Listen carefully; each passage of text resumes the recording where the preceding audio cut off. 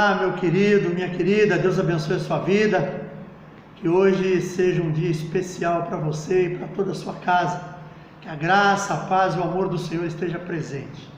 Queridos, eu quero começar o vídeo de hoje de uma forma diferente. De vez em quando a gente dá uma volta no passado, de vez em quando a gente dá um passeio lá nos nossos tempos de outrora, e hoje não foi diferente. Estava aqui na nossa igreja, em jejum, oração, e depois eu sempre gravo esses vídeos. E aí eu peguei uma Bíblia que estava aqui em cima de um banco, e essa Bíblia tem também uma harpa. Eu comecei a dar um passeio nessa harpa, e encontrei aqui nessa harpa um hino muito bonito, que me reportou há alguns anos atrás, quando eu ainda era bem jovem, era adolescente, fazia parte de um ministério, que a minha família toda era dele, e foi uma época em que eu cantei muito esse hino. Isso aqui é a herança da vovó Amância. A vovó Amância sempre foi uma pessoa muito querida, uma pessoa que incentivou todos os netos, a mãe da minha mãe, sempre nos incentivou com a palavra de Deus. Ela combatia tudo que era contrário à palavra de Deus, e conosco ela sempre sentava, conversava, e eu, com muita saudade, com muita alegria, eu lembro da minha avó. Minha avó foi um instrumento de Deus na nossa família, assim como o tio Arthur, o tio Zezinho, que era pastor jubilado, que hoje também já está na glória. E esse hino fala muito comigo, porque me lembra dessa época, uma época tão gostosa da minha vida, que eu não me dava conta. Eu não sabia como eu era feliz, eu não entendia como eu era feliz naquele tempo. E a gente muitas vezes, por causa da falta de entendimento, a gente pensa que em outro lugar seria melhor, né? Assim como acontece, por exemplo, que o cidadão olha o terreno do vizinho e acha que a grama do vizinho é mais verde que a dele. E eu pensava assim quando garoto, né?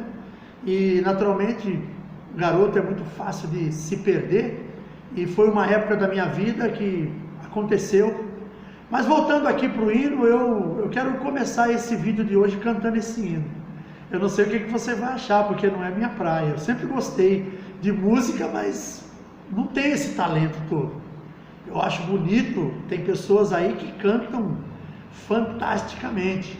Eu tenho um primo que é pastor, que é o Osés, que já pregou na nossa igreja, e ele cantou um hino aí que ficou muito bonito. Agora eu vou tentar dar uma palhinha para os irmãos aqui. Espero que os irmãos não fiquem chateados com a voz de Taquara. E a gente vai junto aí, me ajuda a cantar. Você que estiver assistindo aí, se lembrar, se conhecer esse hino, canta comigo, tá? É um hino muito bonito, chamado Grata Nova. Diz assim o hino: Grata Nova Deus proclama hoje ao mundo pecador, doce nova revelada lá na cruz do Salvador. Cego e desviado homem dos caminhos do Senhor, desconhece e desconfia deste Deus, o Deus de amor. Grata nova, doce nova, vem dos lábios do Senhor. Escutai com alegria, Deus é luz, Deus é amor. Com ofertas, obras mortas, sacrifício sem valor, enganado pensa o homem propiciar seu Criador. Meios de salvar se inventa, clama rogue em seu favor, a supostos mediadores, desprezando Deus de amor. Grata nova, doce nova, vem dos lábios do Senhor.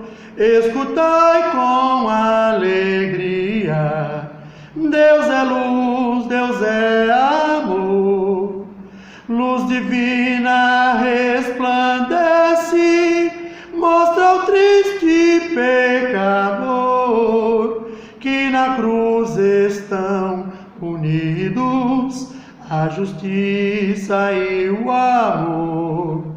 Fala aos corações feridos, mostra-te Deus Salvador, e sem fim proclamaremos: Deus é luz, Deus é amor. Grata nova, doce nova, vem dos lábios do Senhor. Escutai com alegria, Deus é luz, Deus é amor. Aleluia! Eu nem sei se o tom dela é desse jeito exatamente, mas eu acho que dá para os irmãos entender. Eu quero agradecer aos irmãos que tiveram coragem de assistir e vamos seguir com o vídeo agora, em nome de Jesus. Eu não sou cantor, como eu mesmo falei, né? Mas espero que você tenha gostado desse hinozinho que eu coloquei antes, no começo desse vídeo. É uma coisa que de vez em quando vem no coração, vem uma alegria muito grande quando eu lembro de algumas coisas dessa época. Esse hino, por exemplo, Grata Nova, e muitos outros corinhos da época, eu cantava e eu aprendi tudo com a minha avó, a mãe da minha mãe, minha vovó Amância. A vovó Amância era daquelas crentes do coque, uma pequenininha, mas uma coisa, sabe, fantasticamente com fé, aquela fé inabalável. Para ela não tinha tempo ruim, ela era aquela pessoa mesmo que enfrentava qualquer situação em nome do Senhor Jesus, dava gosto de ver. Então são os exemplos que eu tenho na vida, como pessoas que eu costumo falar sempre. Costumo falar muito do meu tio Arthur, que hoje com certeza está na glória, um dos precursores do Evangelho na minha família, pessoa que depois que conheceu a Cristo, passou o resto da sua vida pregando para toda a família, pregando para os irmãos dele, pregando para os filhos, pregando para os netos. Todos hoje da nossa família que são dessa descendência não tem o direito de dizer que não sabia. Qualquer um dos meus primos que são filhos dele pode testificar isso comigo. E esse louvor, esse hino que eu cantei inicialmente, que não é, como eu falei, não é minha praia, não sou da área de música, mas eu gosto. Já participei até do coral aqui nosso da igreja, participo. Sei que não é o meu talento principal, mas Deus vai nos ajudando, a gente vai vivendo esses dias aí, louvando e adorando ao Senhor. Amém, queridos?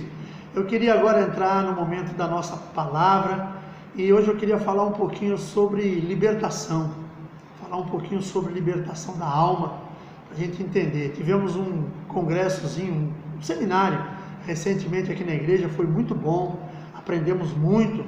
Aqueles que vieram com certeza aprenderam bastante sobre esse tema, e agora eu queria trazer uma mensagem em cima disso aí, uma mensagenzinha curta, mas eu creio também que você ouvindo, você vai poder entender, você vai entender bem o que eu estou falando a respeito de batalha espiritual. A primeira passagem que eu queria ler está no livro de Mateus, capítulo 12, a partir do verso 43, onde diz: E quando o espírito imundo tem saído do homem, anda por lugares áridos, buscando repouso e não encontra. Então diz: Voltarei para minha casa, de onde saí. E voltando, acha desocupada, varrida e adornada. Então vai e leva consigo outros 7 espíritos piores do que ele. E entrando, habitam ali, e são os últimos atos deste homem piores do que os primeiros. Assim acontecerá também a esta nação má, a esta geração má. Queridos, aqui é uma passagem do livro de Mateus, o próprio Jesus falando, e ele nos fala nessa passagem, quando uma pessoa é liberta de espíritos malignos. Hoje nós temos aí, na atualidade, nós temos igrejas, nós temos ministérios que tem uma área muito forte deles, esta área da libertação, e realmente é necessário. Porque o nosso inimigo, o inimigo das nossas almas, ele é legalista. Ele ele trabalha em cima da legalidade, em cima daquilo que você permite para ele. Aqui quando a Bíblia fala que o espírito imundo ele sai da vida do homem, ele sai vagando por lugares áridos, procurando onde ficar e não consegue. E se ele não encontra, ele volta lá no lugar antigo onde ele estava. Aí é onde está o segredo. Porque muitas vezes a pessoa procura uma igreja porque ela está passando por momentos muito difíceis na vida dela, momentos com manifestações demoníacas, o inimigo da alma da pessoa não dá sossego, as coisas da vida da pessoa não progridem, as coisas da pessoa não andam, a pessoa vive irritada, doente, e aquilo ali tudo pode ser uma manifestação diabólica mesmo. Às vezes não, às vezes é questões apenas do corpo físico, porque eu acho que a gente também tem que eliminar as causas naturais. Antes de nós fazermos qualquer tipo de afirmação sobre uma pessoa estar com possessão demoníaca, temos que ver as causas naturais para que a gente não venha estar cometendo erros e prejudicando até mesmo as pessoas.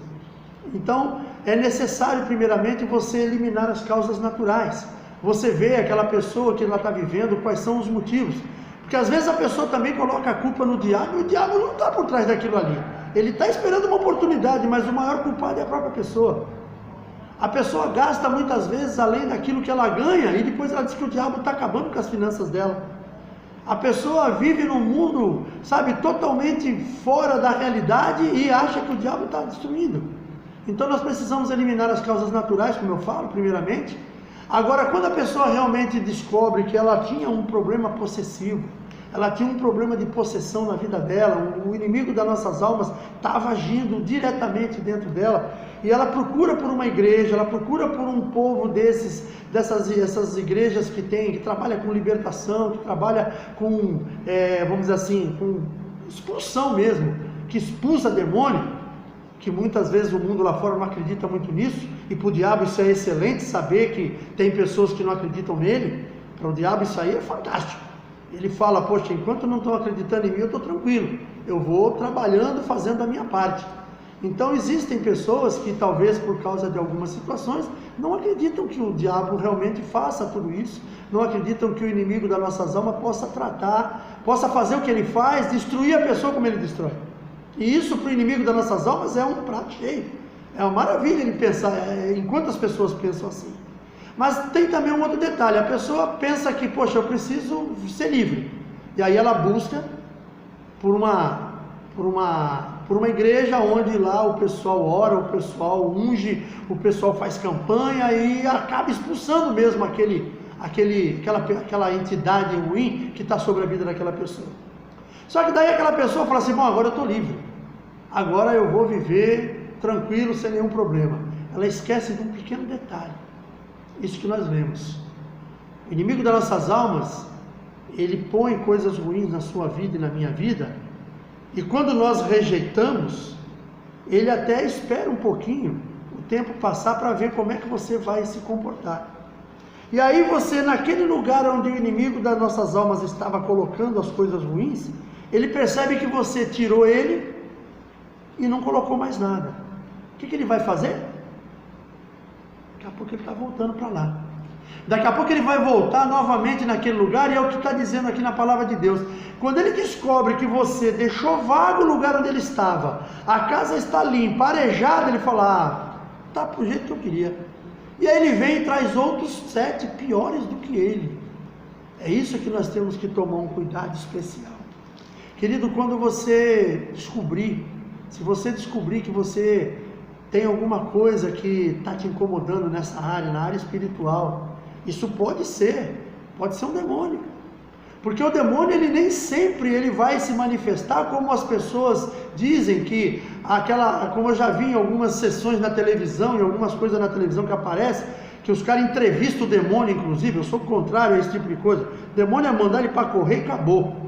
Fazer igual Jesus fez, perguntou quem era ele respondeu, meu nome é Legião, porque somos muito, lá quando ele libertou o Gadareno, e depois mandou sair. Não tem que ficar fazendo entrevista. O que você está fazendo aqui? Quem foi que te mandou? Quem foi que te mandou não interessa. Interessa que você está com aquilo e tem que tirar. Então, faça isso.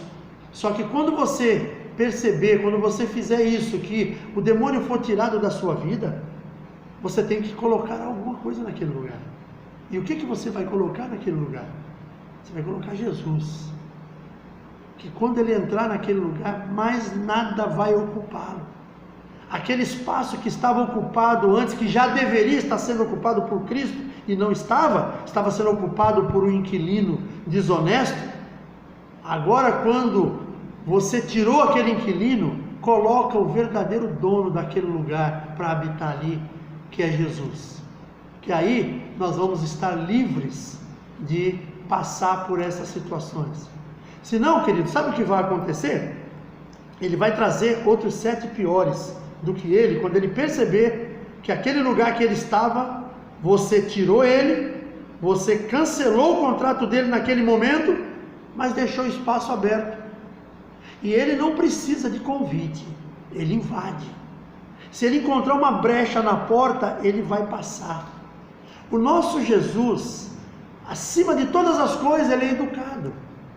Lá no livro de Apocalipse, capítulo 3, verso 20, o verso 20 diz assim: eis que estou à porta e bato. Se alguém ouvir a minha voz, abrir a porta, entrarei em sua casa, com ele cearei e ele comigo. Ou seja, a palavra de Deus está nos dizendo que Jesus, para entrar na minha e na sua casa, ele pede permissão. Somos eu e você que vamos abrir a porta para ele entrar. Agora, o inimigo das nossas almas não tem essa não.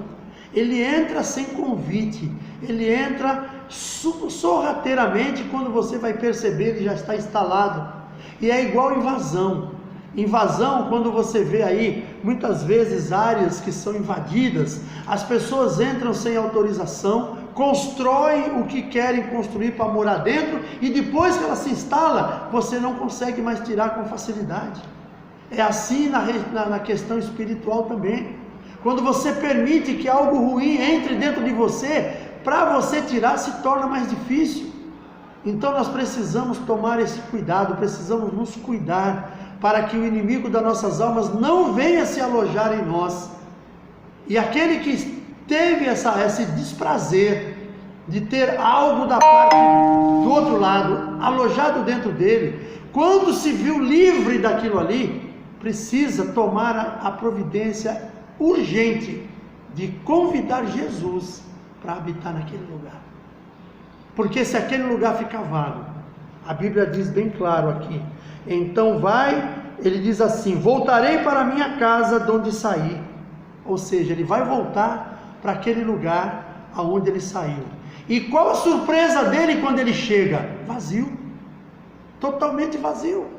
Aí ele voltando acha desocupada, varrida e adornada. Porque normalmente quando você tira um inquilino da sua casa, o inquilino sai da sua casa que você estava alugando para ele, você vai dar uma ajeitada na casa, vai dar uma arrumada, vai dar uma pintura, você vai trocar alguma coisa que está quebrado para que você possa oferecer para uma outra pessoa vir morar. O inimigo das nossas almas, quando ele sai, ele deixa tudo estragado.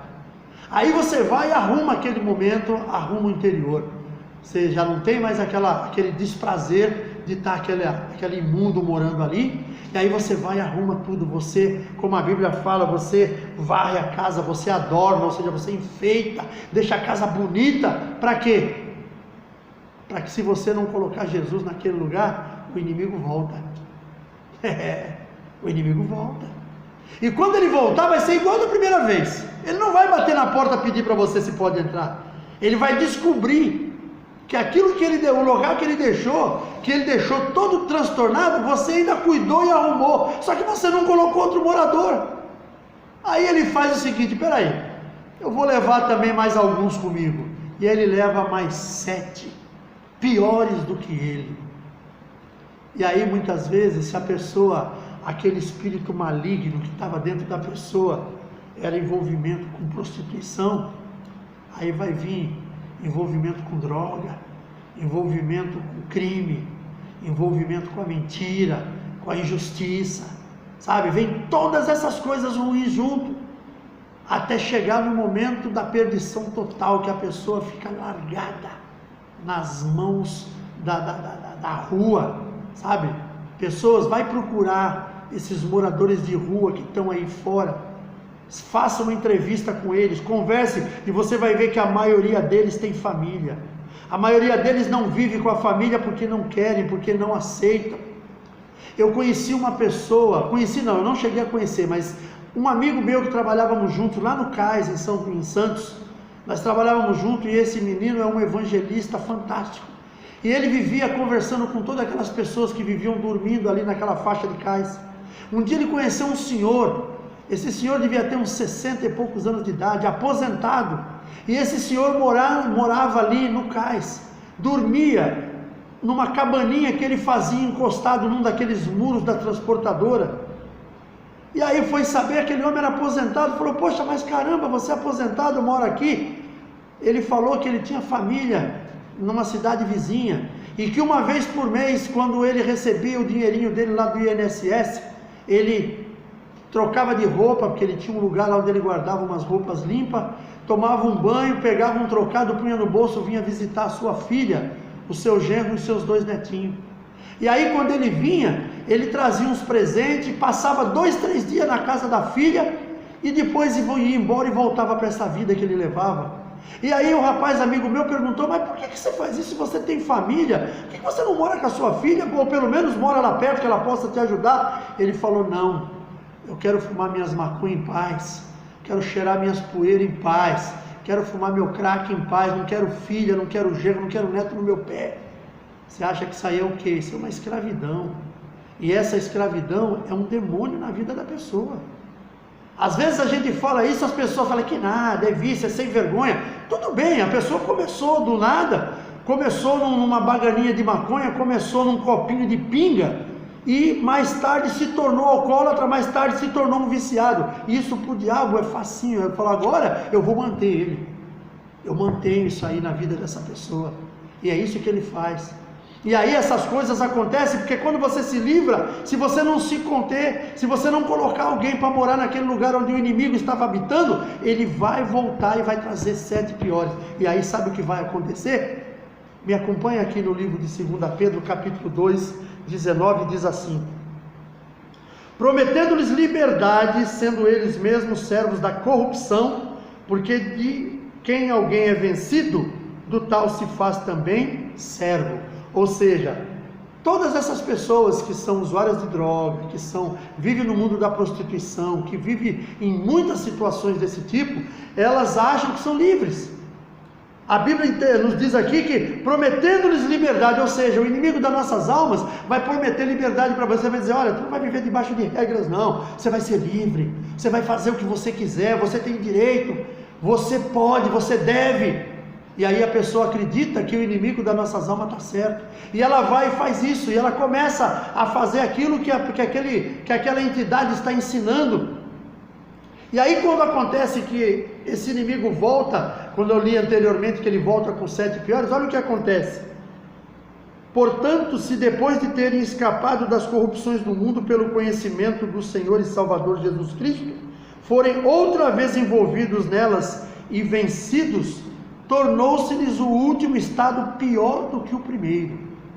Porque melhor lhes fora não conhecerem o caminho da justiça, do que conhecendo desviarem-se do santo mandamento que lhes fora dado.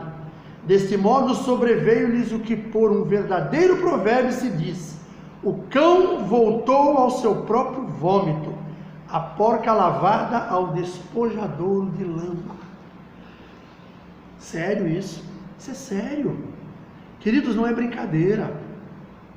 Muitas vezes pessoas vão para casas de recuperação, passam 9 meses ali trabalhando o seu interior, trabalhando a sua mente, o seu coração, sendo ensinados na palavra de Deus. Só que quando essas pessoas saem, elas esquecem que aquele local tem que ser habitado por Jesus, e ela resolve seguir uma vida normal como ela vivia antes, achando que ela agora não vai acontecer mais nada. Só que no tempo certo o diabo volta, e volta pior, e volta mais forte. Por isso há muito retorno para as casas de recuperação, muitas recaídas, muitas vidas que são perdidas, ceifadas pelo meio do caminho. Muitos morrem antes até de voltar. Então, queridos, medita comigo nessa palavra. Se você hoje tem a sua vida tranquila. Você entende que não existe nada dentro de você que está te causando problema? Mesmo assim, ocupe esse lugar que você sente que está dentro de você vazio, ocupe com Jesus. Deixe Jesus entrar e habitar. Ele está à porta batendo. Você precisa ouvir a voz dele. Você precisa ouvir, abrir a porta. Outra coisa, a porta que é aberta para Cristo entrar, ela só tem maçaneta pelo lado interno, ela não tem maçaneta do lado externo. É a porta do coração. A porta do coração, ela só é aberta pelo dono, ou seja, por você. O seu coração, somente você pode abrir, e você abre pela parte interna. Jesus, a única coisa que ele faz é bater a porta, pedindo permissão para entrar. Se você autorizar, ele entra, e aí quando ele entrar, querido, você não será mais o mesmo. Ele vai fazer uma transformação na tua vida que você nunca imaginou. Agora, se você prefere continuar como está, você prefere pagar o preço e viver mais tarde um tempo que você não vai gostar, que você provavelmente vai se arrepender, você tem o direito também de deixar como está. O livre-arbítrio é para isso. É para você decidir o que você quer. Um dia, eu vivia na igreja. Eu caminhava com outros jovens da minha idade, estudava, participava cheguei a começar a aprender música na igreja onde eu estava, aprender violão. Só que por causa de uma situação da minha família, da minha mãe principalmente, que era com quem eu vivia, a minha mãe acabou se desviando do caminho por um tempo. Minha mãe acabou preocupada muito com o trabalho, com o crescimento financeiro, e aquilo foi afastando a minha mãe da igreja. Só que a minha mãe esqueceu de mim nessa parte, ela esqueceu que eu era um jovem. Ela sabia que a qualquer momento ela poderia voltar para a igreja. Agora eu, como jovem, depois de algumas contaminações que eu tive do mundo, ficou mais difícil. E eu passei anos fora dos caminhos do Senhor. Durante esses anos que eu fiquei fora dos caminhos do Senhor, eu aprendi coisas das quais eu não tenho orgulho nenhum de lembrar. Apenas eu falo sobre isso para poder edificar a vida das pessoas que ouvem. Por quê? Porque eu posso, através desse testemunho, mostrar que é possível você mudar. A pessoa pode estar no fundo do poço, mas Jesus pode te tirar de lá. A pessoa pode estar dentro de uma cadeia, pagando um crime para a sociedade, mas você vai sair dali um dia e você pode sair transformado. Então pensa nisso aí. Não espere que as coisas fiquem ruins para você tomar uma providência. Tome a providência hoje, enquanto você é saudável, enquanto você não tem vício, enquanto você não tem envolvimento com coisas erradas. Pensa nisso. Pensa nisso que você está vivendo. Lembra desse louvor que eu cantei no começo? Imagina a vida que eu levava naquele tempo. Era totalmente diferente da vida que eu passei a levar depois. Eu passei aprendi coisas que eu não deveria ter aprendido se eu tivesse ficado na igreja.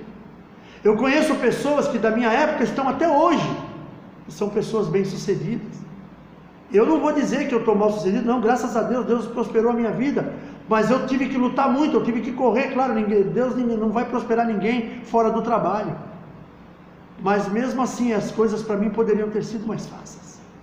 Eu entendo que elas poderiam ter sido mais fáceis. Hoje, quando eu viro de costa, olho para o meu passado e vejo tudo que eu tive que fazer para conquistar o que eu tenho hoje, e eu vejo pessoas que tiveram conquistas muito maiores e com mais facilidade. Por quê? Porque estavam alicerçados na palavra de Deus. Então, querido, principalmente você, meu jovem, você que ainda está começando a sua vida, você que está nos caminhos do Senhor, não se desvie dele. Por mais que o mundo lá fora te pareça saboroso, apetitoso, pareça gostoso, não se incomode com o que o mundo faz. No livro de Salmos 73, o salmista Asaf, ele fala que ele quase se desviou quando ele viu a prosperidade do ímpio. Mas a gente sabe que a prosperidade do ímpio é passageira. Então vamos pensar na nossa vida como sendo uma coisa para a eternidade, não passageira.